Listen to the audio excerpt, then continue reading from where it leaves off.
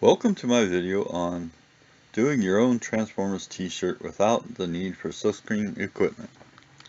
The reason I decided to make my own was due to the fact that I'm a very big guy and there are few options in 5XL. Plus, those that are in my size are exorbitantly expensive. My first attempt did not turn out that well.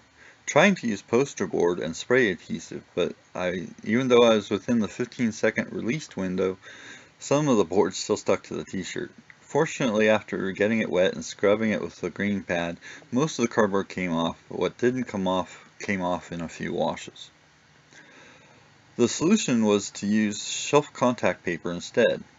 I used foam brushes to apply the fabric paints, a permanent marker and yardstick were used to draw the patterns, while curves were freehand. I used a couple of poster boards under the patterns as I cut them with an X-Acto knife. I used a folding cardboard display to keep the front and back separated. With the Autobot and Decepticon patterns, I kept all the pieces as I could to create two shirts.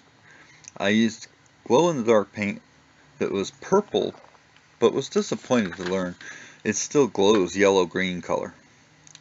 On the Prius Jungle Planet Claw, I made the mistake of mixing the regular yellow and the glow-in-the-dark together. This only allows the edges to glow. I found the sparkly blue fabric paint at the Dollar Tree. I had to lay the paint on rather thick. Make sure you remove the contact paper before the fabric paint sets. One problem I found with the fabric paint is even after it's dry, they still stick to things. So don't drape them over a cardboard or something else. They can be difficult to pull apart and if it sticks to itself.